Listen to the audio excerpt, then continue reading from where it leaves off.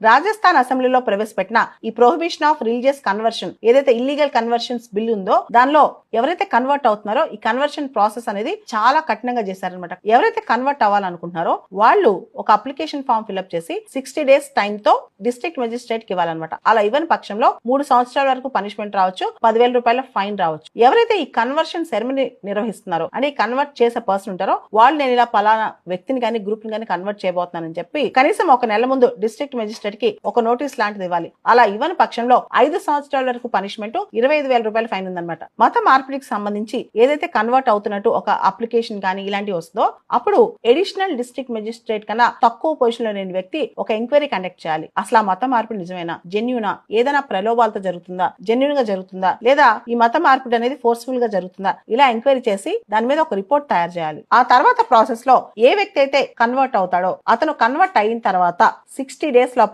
ఇంకొక application form fill up చేయాలి. దానిలో అతని డేట్ ఆఫ్ బర్త్, అతనే సదరు కన్వర్ట్ అయిన వ్యక్తి అని చెప్పి, అదే విధంగా ఇంతకు ముందు అతను పాటించిన రిలీజన్, ఇప్పుడు పాటిస్తున్న రిలీజన్, వీటన్నిటి కంప్లీట్ డీటెయిల్స్ తో ఒక అప్లికేషన్ ఫామ్ మళ్ళా డీఎం కు పంపించాలి. పంపించిన తర్వాత ఆ అప్లికేషన్ ఫామ్ పంపించిన తర్వాత 21 రోజుల లోపల డిఎం ముందు హాజరవ్వాలి. నేనే కన్వర్ట్ అయింది, ఆ వ్యక్తిని నేనే అని చెప్పి తను స్వయంగా తను ప్రూవ్ చేసుకోవాలన్నమాట. అంటే ఈ రాజస్థాన్ లో వచ్చే కొత్త చట్టం రిలీజియస్ కన్వర్షన్ చట్టంలో ఒక మతం నుంచి ఇంకో మతానికి కన్వర్ట్ అవడం ఒక పెద్ద ప్రాసెస్ అన్నమాట.